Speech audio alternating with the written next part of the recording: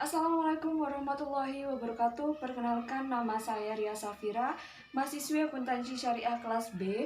Di sini saya akan mempresentasikan penjelasan mengenai maslahah mursalah. Sebelumnya, tugas ini dibuat untuk memenuhi tugas ujian akhir semester mata kuliah usul fiqh yang diampu oleh Bapak Muhammad Khalid Wardi, MHI. Selanjutnya, mari kita simak penjelasan berikut ini. Maslahah mursalah menurut bahasa berarti sama dengan manfaat, baik dari segi lafal maupun makna. Sedangkan secara istilah, terdapat beberapa definisi maslahah yang dikemukakan oleh ulama usul fiqh. Tetapi seluruh definisi tersebut mengandung esensi yang sama.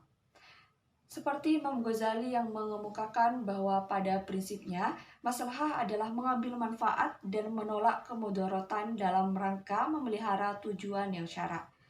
Ada juga yang berpendapat maslahah mursalah adalah kebaikan kemaslahatan yang tidak disinggung secara jelas untuk mengerjakan atau meninggalkannya.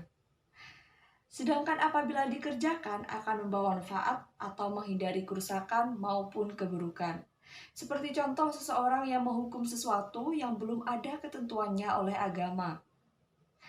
Jadi teman-teman dapat disimpulkan bahwasanya maslahah mursalah adalah sesuatu kejadian yang syara atau ijma, tidak menetapkan hukumnya dan tidak pula nyata ada ilat yang menjadi dasar syara menetapkan suatu hukum. Tetapi ada pula sesuatu yang munasabah untuk kemaslahatan dan kebaikan umum.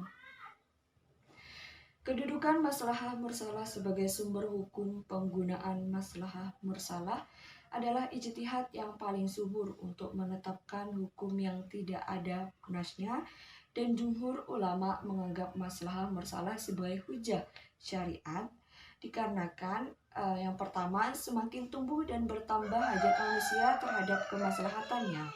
Jika hukum tidak menampung untuk kemaslahatan manusia yang dapat diterima, itu berarti kurang sempurnalah syariat, mungkin juga beku. Dan yang kedua, para sahabat dan tabi'in telah menetapkan hukum berdasarkan kemaslahatan, seperti Abu Bakar menyuruh mengumpulkan mushaf Al-Quran demi kemaslahatan umum.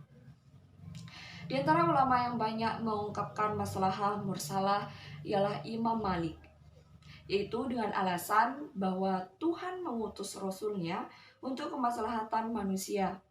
Maka kemaslahatan ini jelas dikehendaki syara'. Sebagaimana Allah berfirman, Bismillahirrahmanirrahim, wa ma arsalnaka illa rahmatan lil alamin. Tidaklah semata-mata aku mengutusmu, Muhammad, kecuali untuk kebaikan seluruh alam. Quran Surat Al-Anbiya ayat 107. Sedangkan menurut Imam Ahmad bahwa maslahah mursalah adalah suatu jalan menetapkan hukum yang tidak ada nas dan ijma'.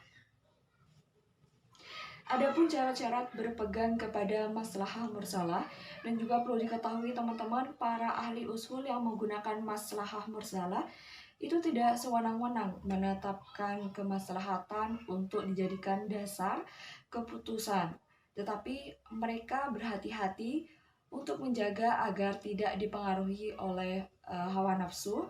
Maka mereka memberikan syarat-syarat untuk berpegang kepada maslahah mursalah. Syarat-syarat itu yang pertama yaitu kemaslahatan yang dicapai dengan maslahah mursalah itu harus kemaslahatan yang hakiki. Dalam artian bukan berarti kemaslahatan yang berdasarkan akal atau sangkaan, yaitu yang biasa menghasilkan kemanfaatan dan menjauhkan kemudaratan. Dan yang kedua, maslih mursalah hanya berlaku dalam bidang muamalah, bukan pada bidang ubudiyah. Dan yang ketiga, kemaslahatan yang dicapai dengan maslahah mursalah itu harus kemaslahatan untuk umum, bukan untuk perorangan atau golongan. Di sini saya akan memberikan contoh maslahah dalam kehidupan sehari-hari adalah yaitu ketika seseorang melakukan pencatatan perkawinan oleh petugas kantor urusan agama, di mana tujuan penulisan akta pernikahan ini adalah untuk keperluan sahnya gugatan perkawinan, nafkah, pembagian warisan, pembagian harta gono gini, dan yang lain. Contoh lainnya yaitu membuang barang yang ada di atas kapal laut tanpa izin yang punya barang. disebabkan adanya gelombang besar yang mengakibatkan kapal oleng. Hal tersebut dilakukan demi kemaslahatan seluruh penumpang dan menolak bahaya. Mengatur usia perkawinan juga merupakan contoh maslahah mursalah, di mana pengaturan ini bertujuan untuk menjaga maslahat, yakni kesehatan pasangan dan keturunan. Contoh maslahah mursalah lainnya juga dapat kita temukan dalam penetapan riba pada bunga bank, serta dikeluarkannya fatwa oleh ulama tentang berbagai hal, misalnya label halal dalam kemasan makanan, sertifikat halal, menetapkan jatuhnya talak 3 dengan sekali ucapan, menetapkan kewajiban pajak, menyusun administrasi, membuat penjara, dan yang lainnya. Walaupun memang maslahah mursalah ini banyak juga maslahatnya, namun ternyata para imam mazhab tidak sepakat jika maslahah mursalah digunakan sebagai sumber hukum Islam. Hanya mazhab Maliki saja yang menjadikannya sebagai sumber hukum Islam. Namun teman-teman, walau demikian, para ulama yang menjadikan maslahah mursalah sebagai sumber hukum Islam sangat berhati-hati dalam menggunakannya, sehingga tidak terjadi pembentukan hukum berdasarkan keinginan dan hawa nafsu.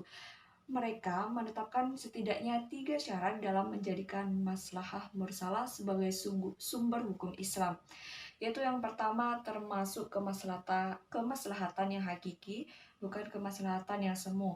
Misalnya seperti kalau hanya didasarkan bahwa penetapan hukum itu bisa menarik suatu manfaat tanpa membandingkannya dengan menarik suatu bahaya, berarti itu didasarkan atas kemaslahatan yang semu. Dan juga kemaslahatan yang umum dan bukan kemaslahatan pribadi. Maksudnya, penetapan hukum syara itu dalam kenyataannya dapat menarik bagi umat manusia atau menolak bahaya dari mereka, bukan bagi perorangan atau bagian kecil dari mereka. Juga penetapan hukum untuk kemaslahatan itu tidak boleh bertentangan dengan hukum atau dasar yang ditetapkan dengan nas atau ijma.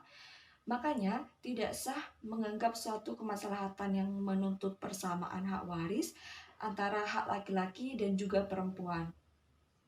Nah, mungkin itu teman-teman beberapa contoh maslahah mursalah terapan dalam kehidupan sehari-hari yang dapat saya sampaikan. Semoga bisa menambah pemahaman teman-teman tentang masalah mursalah. Semoga bermanfaat.